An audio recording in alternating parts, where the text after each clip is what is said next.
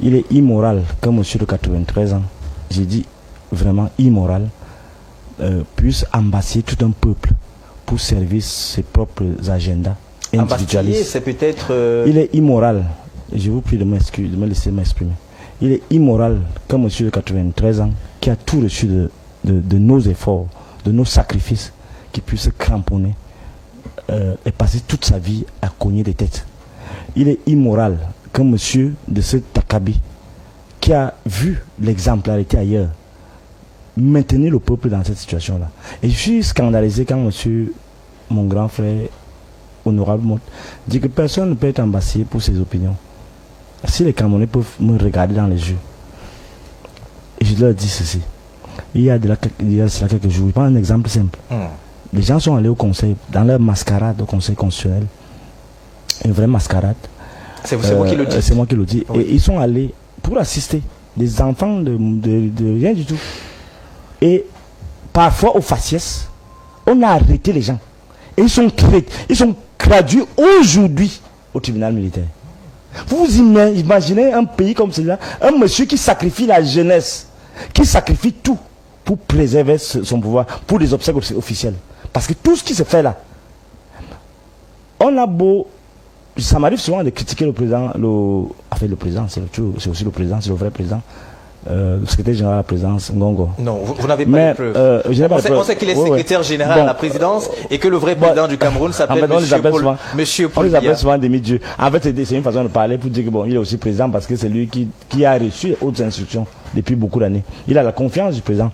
Et on lui reproche souvent ça, de cette... cette présence au-delà de ce qui peut-être serait tolérable pour ses adversaires. Oui. Mais il y a quelque chose de fondamental. Je vous dis ce soir, Ngongo certainement satisfait son narcissisme politique comme tout le monde. Mais fondamentalement, celui qui est responsable de cette situation, c'est Paul Biya. Je ne vois pas Ngongo organiser tout ça de son propre chef. Je l'ai dit, c'est qu'il profite de l'encadrement de ce que j'appelle souvent ces femmes, et ainsi de suite. Mais fondamentalement, ce qui se passe sous nos yeux est au-delà de l'imaginable. On parle des évêques, c'est complexe, parce que les rapports de l'Église et le pouvoir actuel sont complexes.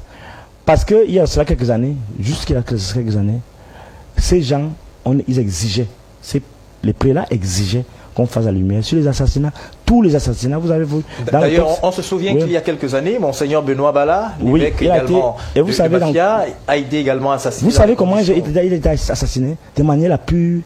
C'est comme Martinez Ogo. De manière la plus... D'une cruauté qui n'a pas de nom. C'est-à-dire qu'on te tue, on te boit ton sang vivant.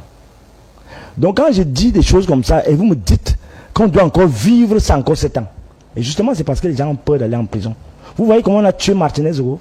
Et les prêtres, les évêques, qui ne sont pas des saints, faut bien le dire, parce que la misère dans laquelle nous sommes là. Ce sont des hommes de Dieu, on les appelle la misère les représentants de Dieu. La misère dans laquelle nous sommes. Peut-être même plus que Biya. Ils sont responsables de peut-être 70%. À quel niveau? Biya, il a le pouvoir politique, mais lorsque on tient un peuple, ce qu'ils appellent le peuple de Dieu, dans une telle misère, vous savez, on ne le dit pas assez,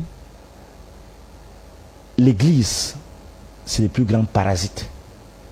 C'est-à-dire qu'ils vivent du sang des gens. Et ils ne peuvent pas se le nier.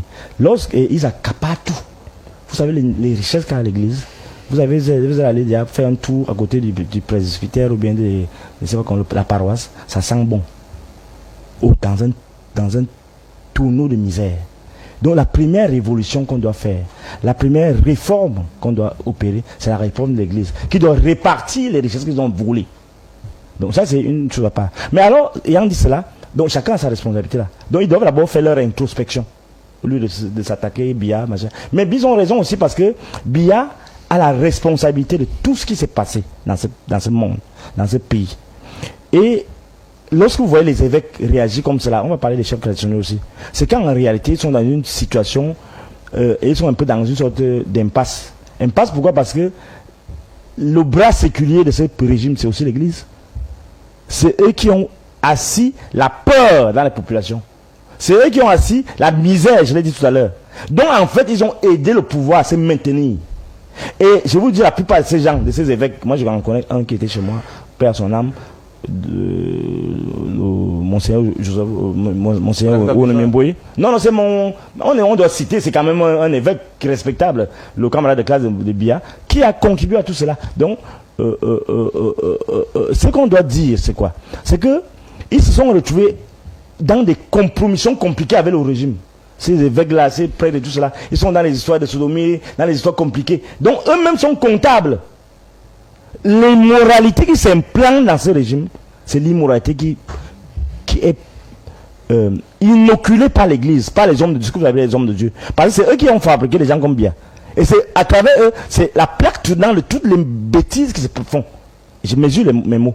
Donc, ils sont mal à l'aise pour entrer dans une critique radicale contre le pouvoir. Mais le fait que leurs complices leur fait subir des choses terribles comme l'assassinat monstrueux de tous. Je cite les exemples là dans ce livre L'Ange du Chaos. Oui. Je cite des éléments compliqués. On dit un demi-siècle de saleté, d'assassinat, de pillage et d'assassinat politique. Je donne des exemples. Donc du coup, on est dans une situation où non seulement eux-mêmes se sentent coupables parce que c'est eux qui ont produit ce monstre, entre guillemets, hein, je dis monstre entre guillemets, parce que c'est eux qui disent que c'est même mieux le diable que lui. Alors on se souvient des propos de Monseigneur, enfin l'évêque de Viagua. Oui. Tout à fait. Et c'est cette même diable, ça c'est un monstre. Et en réalité, c'est eux qui l'ont produit. Donc du coup, si on rentre dans les réserves que certains opposent maintenant, on comprend ça très bien. Mais la difficulté que nous avons à comprendre le message, c'est quoi? C'est que jusqu'à preuve du contraire, si ce régime tombe, ils doivent savoir qu'eux-mêmes doivent tomber. Donc du coup, la petite rhétorique du diable qu'ils vont imposer là, ils doivent comprendre c'est une arme à double tranchant. Donc du coup, l'engagement de l'Église, que les gens ne se trompent pas, l'engagement de l'Église, ce sera périphérique. L'Église ne peut pas s'engager à ce que ce régime tombe, parce que si on ouvre les placards de ceux qui se font entre eux là-bas, ça sera compliqué. Mais c'est dans le peuple qu'on n'attende pas quelque chose. Vous sortez par là, oui. Oui, qu'on n'attende pas quelque chose du côté des évêques et tout ça, parce que en réalité, l'Église, surtout l'Église catholique romaine, qui a pignon sur rue, sans compter toutes les autres églises, n'a pas intérêt à ce que le peuple se libère. Ils ont besoin des gens, des brebis qui doivent accompagner. Et une brebis n'est jamais riche. La dernière chose que je voulais dire par rapport à ça, ils sont par là, par rapport au chef traditionnel. Je ne sais pas si on va parler à ça, mais je peux rappeler. Allez-y. Oui. Je voulais profiter pour dire que ne vous fiez pas à aux petites critiques des chefs qui n'étaient pas là. J'ai vu une liste circuler, qui étaient là, qui seront boycottés. Les vrais soutiens du régime peut-être n'étaient même pas là. Les gens qui critiquent beaucoup là, j'ai entendu quelqu'un qui critique beaucoup, qui est apparemment apprécié, que lui il est exemplaire. C'est même les pires gens qui sont les plus compromis avec le régime. J'ai les preuves de ce que j'affirme. Donc ne croyez pas, je dis ça à mes frères de la diaspora, que le boycott c'est bien beau, mais le système doit être repensé, parce que tout ça ne dépend pas de... C'est une manipulation, parfois même par les éléments de peur, par les éléments de corruption, parce que le régime est très fort dans la corruption. Corruption morale, corruption financière, corruption même de tout. Les tueries même de l'âme. Les gens de mode là, c'est des tueurs de l'âme. C'est-à-dire qu'on ne le vit même plus. Donc même le père même est dépassé, même l'évêque même est surpassé. Donc c'est ça. Je le dis calmement, mais ça me fait mal. Ça me fait mal que M. Motte ne comprenne pas que les gens souffrent là. Il y a les enfants qui vont en prison là. Ils sont au tribunal militaire. Moi, je comprends que vous n'êtes pas sensible à ça, parce que ce n'est pas vos enfants. Et ça me fait de la peine. Que vous veniez dire ici que vraiment, moi, je suis même plus fâché contre vous. Je suis justement dépassé. M. Motte, je suis dépassé parce qu'il y a un degré de cynisme, un degré de déshumanisation qui font que vraiment je me tais. Parce que si je me fâche même encore, ça ne sert même plus à rien. Merci, Dr Fridolin Nke, pour ce premier jet. Alors, Simon-Pierre Mahen, vous êtes membre de la société civile. Alors justement, on a vu ce ballet qui a débuté depuis bon nombre de semaines déjà, et justement le tour des évêques et des autorités traditionnelles. Est-ce qu'on peut se dire que ils y allèrent au nom du peuple au Palais de l'Unité? Ce peuple qui, à la lumière de ce qui ressort, vit pratiquement le martyre, beaucoup de souffrances, des conditions de vie extrêmement difficiles, entre autres. Alors, s'il faut répondre directement à votre question, je vous dirais non. Parce qu'avant de parler au nom de quelqu'un, il faut avoir un mandat. Est-ce que les évêques ont reçu le mandat du peuple? Il s'agit même de quel peuple? Il prie pour le peuple chaque dimanche. Permettez-moi d'aller au bout de ma Allez-y. pensée. C'est vrai, ils peuvent prier chaque dimanche. Il faut comprendre simplement qu'ils s'occupent d'un groupe de personnes. Ce n'est pas de tout le peuple. Le peuple, c'est l'ensemble de toutes les populations que nous avons ici, dans toutes les 10 régions du Cameroun. En même temps aussi, il faut le préciser avec ces chefs traditionnels. Mais avant que je ne puisse répondre à votre question, il est important de s'interroger. Quelle est la vocation première d'une église? L'église est censée enseigner pour que l'humain se rapproche de Dieu. L'église est censée enseigner les uns et les autres pour les bonnes mœurs. L'autorité traditionnelle, il est le garant de la tradition. Maintenant, quand on se retrouve donc avec l'église, il a si bien dit tout à l'heure quelque chose qui était vraiment intéressant, que cette église aujourd'hui a perdu sa lettre de noblesse. Dans la mesure où ceux qui ont été généralement au palais de l'unité, il faut-il encore le préciser que le palais de l'unité n'est pas un parti politique. Ça, il faudrait le dire. Ça dit que ce n'est pas la maison d'un parti politique. Justement, on a vu un parti politique, notamment le Rassemblement démocratique peuple camerounais, se retrouver dans le cadre de certains travaux. L'honorable Samuel Maud dit justement que c'était ouvert à tout le monde, mais on a vu que c'était les députés la plupart. Non. Peut-être ses lunettes lui ont permis de voir des personnes qui sembleraient dire que ce sont ces personnes qui appartiennent peut-être à toutes les classes. Mais d'après ce que nous avons observé, ce que nous avons vu, c'est que généralement dans la plupart des cas, ces personnes-là appartenaient simplement au parti RDPC. Et honnêtement, ce que vous devez remarquer aussi, c'est que aujourd'hui, c'est bien beau qu'il vienne nous dire que cette occasion avait été ouverte à toutes les personnes, mais sauf que cette occasion n'était pas ouverte à toutes les personnes. Donc, moi je dis, il ne faudrait pas qu'on confonde les données. On a d'une part une église qui aujourd'hui est en train de s'impliquer dans la politique. Parce que l'église même a laissé même sa lettre de noblesse. Elle s'implique maintenant dans la politique. Parce que même ceux qui sont premiers partis, ou les évêques dont on a souvent l'habitude de parler, l'évêque aujourd'hui, je pense que c'est une fonction qui relève aussi du politique. Absolument. Parce que le politique a un droit de regard sur la nomination de l'évêque. Absolument. Donc aujourd'hui, quand on me dit aujourd'hui que ce sont les évêques qui sont partis, et vous me dites qu'ils sont partis au nom du peuple, je vous dis clairement non. Parce que c'est comme si on faisait abstraction aux problèmes ou encore aux situations que les Camerounais vivent à l'instant. Ce n'est pas simplement aujourd'hui qu'on va dire que... Moi, c'est ma première fois depuis que le président de la République a pris les fonctions, depuis 1984, qu'aujourd'hui on me fasse comprendre qu'il y a des personnes qu'on a convoquées, n'est-ce pas, au palais de l'unité. Pour parler de quoi? Pourquoi c'est avant les élections présidentielles, qu'on va, n'est-ce pas, ouvrir ce pan-là, qu'on doit recevoir tous les gens. Est-ce que les gens sont partis vraiment parler des vrais problèmes du Cameroun? Est-ce qu'ils sont partis vraiment parler des vrais problèmes du Cameroun? Ou bien ils sont allés là-bas pour leur propre ventre? C'est autant de choses qu'il faut s'interroger. Aujourd'hui, on se retrouve avec les chefs.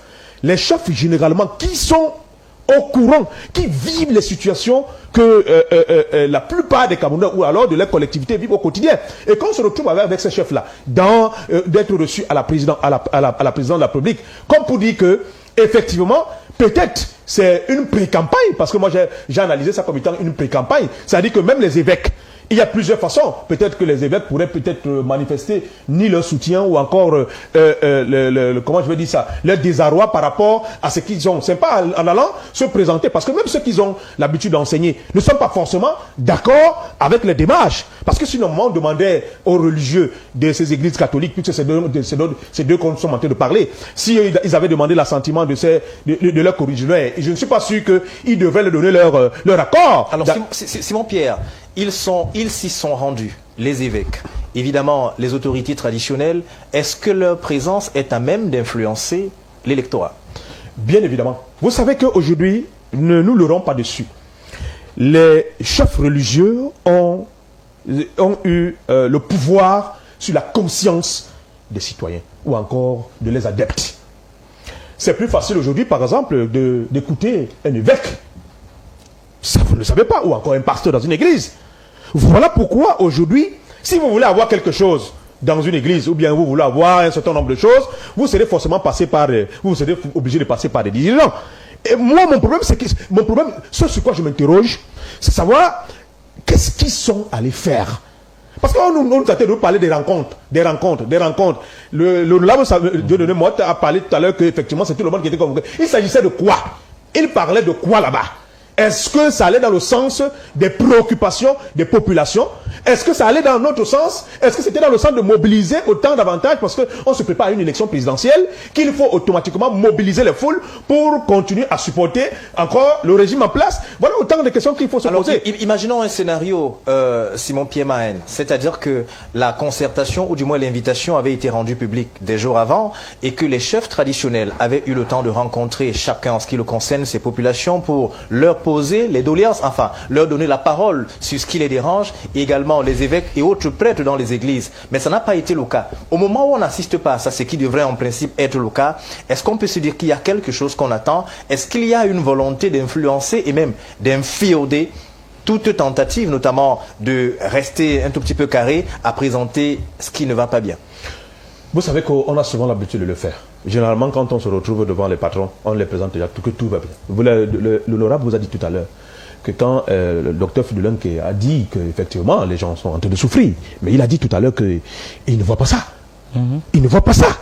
C'est-à-dire que les Camerounais sont bien, d'après ce qu'il est en train de dire tout à l'heure. Parce que moi je l'ai entendu parler, j'ai l'impression que généralement quand ils ont souvent l'habitude de parler, qu'on se trouve dans un paradis. Ne me prêtez pas les mots. Non, mais je suis en train simplement de dire ce que vous êtes en train de dire. C'est-à-dire qu'autrement, mais sincèrement, nous serons attendus qu'une telle rencontre devait permettre à ce qu'on puisse établir un certain nombre de situations et que en ce qui concerne ceux qui ont été mandatés, par exemple le SGPR, qu'ils reçoivent les doléances, les préoccupations. Parce que quand on décide d'inviter les gens, et en même temps, ce n'est pas seulement le RDPC qui devait être majoritaire dans ces invitations.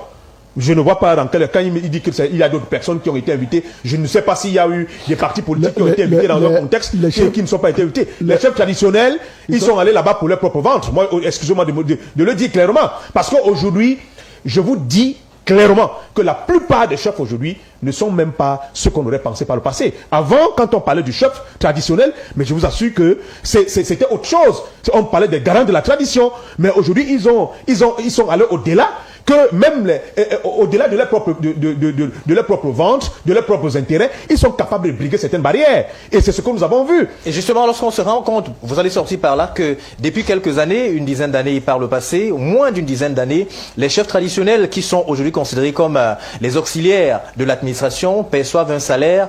Est-ce qu'il y a là une sorte d'épée de Damoclès et une dette morale qui plane? Tout a été planifié au départ.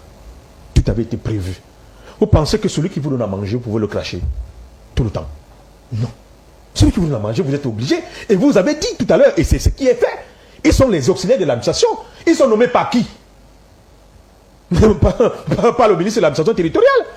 Donc, et d'ailleurs, il y a même un préfet qui avait dit dans une localité à un chef, si vous n'êtes pas content, je vous change. Ouais. Donc c'est pour vous dire que ces chefs-là n'ont plus le levier qu'ils avaient au préalable, parce qu'ils ont certainement montré aux uns aux autres qu'effectivement, ou à l'administration, que nous sommes redevables devant vous. Et donc par conséquent, ça dit que nous sommes soumis à votre autorité et nous sommes censés faire ce que vous nous demandez. La preuve en est qu'aujourd'hui, dans la plupart des cas, les chefs de village, il faut le préciser, sont pour la plupart considérés comme étant des militants du RDPC. Parce que pour beaucoup sont là qui sont dans le parti au pouvoir. Comment vous voulez donc qu'ils aient cette neutralité dont on exige de ces garants de la tradition? Parce que j'estime qu'on peut être libre d'appartenir à un parti politique, mais à partir du moment où on prend une fonction comme celle d'un chef de village ou d'une collectivité, on se signe, ou encore on dit personnellement qu'on a signé un contrat pour être neutre sur les affaires qui concernent, par exemple, les affaires politiques. Merci. Acheter ou alors des chefs traditionnels acheter. Quel est le regard du philosophe? D'ailleurs, c'est une des expressions qui revient sur la toile. Acheter, ça veut dire qu'ils sont dans l'immoralité. C'est ça, non? Donc, en fait, ils n'ont pas suivi les principes de la morale. C'est-à-dire que la morale en tant que chef, en fait, il a parlé, Honorable Monte a parlé tout à l'heure de la responsabilité. Oui. Il faut être responsable de bout en bout. Tout à fait. Mais Honorable, c'est un concept moral, oui, de la moralité. Ça, je suis prof de morale, d'éthique et de philosophie morale. Donc, c'est très dangereux ce que vous dites, ce que vous pensez. Je comprends pourquoi vous êtes comme vous êtes, c'est-à-dire insensible à la misère et au choc. Non. Je vais développer. Attendez, si tu me le permets. Attendez, monsieur Mott. Fridolin, vous allez vous justifier. Fridolin. Oui, honorable. Vous n'avez pas le monopole de la sensibilité. Oui, je sais. Et si vous me connaissez dans mon parcours, vous serez le dernier à dire que c'est sensible aux misères. Par contre, monsieur Mott, attendez, monsieur Mott. Vous êtes comme vous êtes, le gouvernement est comme il est. parce que justement vous pensez que, comme vous avez dit, la politique n'est pas basée sur la morale. C'est totalement faux. Vous avez très mal lu Machiavel. Machiavel donnait les leçons au peuple aussi. C'est-à-dire qu'il, sous le prétexte de donner les leçons aux souverains, il donnait les leçons au peuple. Voilà ces gens, ce qu'ils pensent en réalité de vous et comment ils vous manipulent. Donc, même votre chef n'a lu Machiavel à l'envers.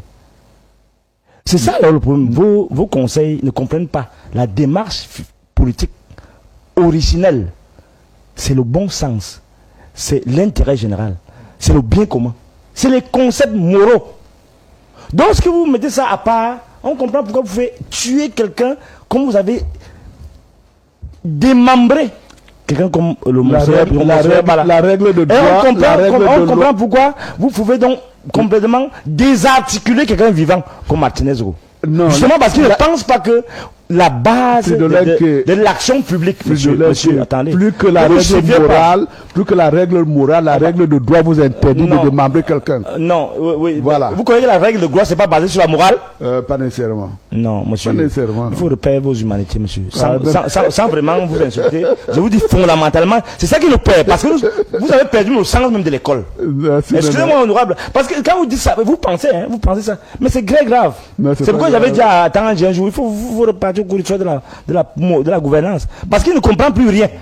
Bon, alors, revenons plus sérieusement. Monsieur Motte, un État n'a pas pour vocation de répandre la désespérance et d'aligner des cimetières dans le pays.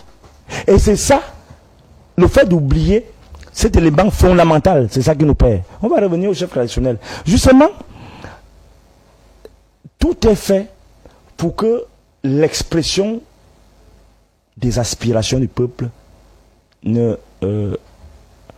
se réalise pas. Vous avez, soi-disant, sans le nommer, apostrophé le président Maurice Kamto pour, soi-disant, son inconstance. Il n'a pas fait ceci, il n'a pas fait cela. Ça a été comme ça depuis les années 90. Manipuler la règle de droit, manipuler les textes, manipuler les acteurs politiques, manipuler même les émotions des gens pour qu'on puisse arriver à ça. Regardez ce qu'ils ont, la farce du Conseil constitutionnel. Quelqu'un décide, vous dites qu'il ne peut pas, le mandat impératif, machin, vous racontez ça, il dit ok, je prends donc le manidem. Vous allez jusqu'à corrompre quelqu'un, vous allez jusqu'à à manipuler. C'est-à-dire que, c'est comme aucune, justement parce qu'il est dans l'immoralité, il assume. Moi, je suis le Moulinex. Donc, il n'a aucune notion d'un homme d'État, de la grandeur qui c'est à la République. Monsieur Mott, ça fait pitié. Donc, il manipule même les emblèmes de l'État. Parce qu'il faut absolument qu'on écarte Maurice Kamto. Après, vous allez justifier, non, c'est parce qu'il n'avait pas été candidat. S'il avait même été candidat, vous allez même manipuler encore le MRC. On aura avoir 10 MRC. En fait, nous sommes en plein marasme d'immoralité. Est-ce que c'est dangereux pour un pays? Et nous sommes là dans un demi-siècle de saleté, dans un demi-siècle de pillage économique et dans un demi-siècle d'assassinat politique, parce qu'ils ont perdu le sens de l'histoire. Quelqu'un qui dit qu'il n'a pas de moralité et que la politique n'est pas morale et qu'il va convoquer, non, c'est immoral même de convoquer l'âge du chef de l'État. Il ne comprend même pas les principes même de la démocratie moderne qu'il revendique. C'est-à-dire que la démocratie a des règles. C'est pas pour rien que, comme il nous renvoie toujours en Europe. Il nous renvoie toujours en Europe. Monsieur Motte, vous savez que la politique, c'est pas aussi les justificatifs. C'est l'exemplarité. Donc, je reviens à ce que je suis en train de dire. Vous sortez par là, docteur? Mais je n'ai même pas fini de parler. Il m'interrompt. Allez-y. Donc, vous sortez par là, docteur. Il ne comprend pas que...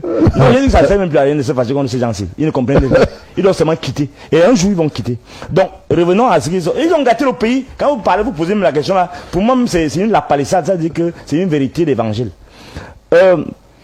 Ils ont complètement transformer même le sens même de l'histoire. Ils disent que on doit plus s'attaquer à l'âge du chef de l'État. Mais on a le droit de s'interroger. Vous dites que que Paul Biya il peut avoir l'âge qu'il a et diriger le pays. Vous que c'est pas simple respect de l'éthique, du bon sens, de la dignité, de la grandeur d'un homme d'État que Aïdjo lui a cédé le pouvoir. Justement par moralité.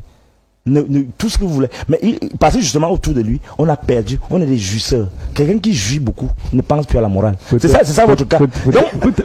Non, je suis sérieux, je suis sérieux. On ne dit qu'il n'y a pas la moralité parce que la grandeur d'un État, lorsque vous dirigez un État, et que vous sentez que le pays bascule, qu'est-ce qui fonctionne dans ce pays? On va parler tout à l'heure des routes.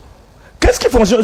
Mais les hautes institutions, monsieur, c'est immoral d'avoir le mandat d'un peuple et de donner et d'exercer ce mandat à travers les institutions. C'est même immoral. Comme il n'a plus le sens de la morale, comme il n'a plus le sens de l'histoire, on se retrouve dans la situation où nous sommes là. Donc, pour les chefs fassent? C'est pourquoi je dis à la diaspora, j'insiste à la diaspora.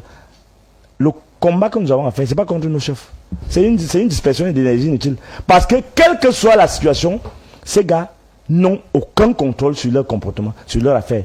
Ils sont assujettis, ils sont broyés par le moulinex. Et il faut les comprendre et observer seulement, trouver les moyens de boycotter ce régime, de trouver les moyens d'affaiblir durablement ce régime pour qu'on espère avoir le lendemain. Lorsqu'on remarque un gouvernement, un régime, qui est dangereux, lorsque des gens qui sont soupçonnés seulement de manifester sont embassés. Et je dis au président Maurice Kamto, qui a été frauduleusement écarté de cette élection, de trouver le moyen de s'organiser pour l'alternative qui arrive. Merci docteur Fridolin qui s'est suivi. Alors Simon-Pierre Mahen, est-ce que ces autorités dont beaucoup commencent à bouder, cela peut avoir les répercussions dans leurs villages respectifs?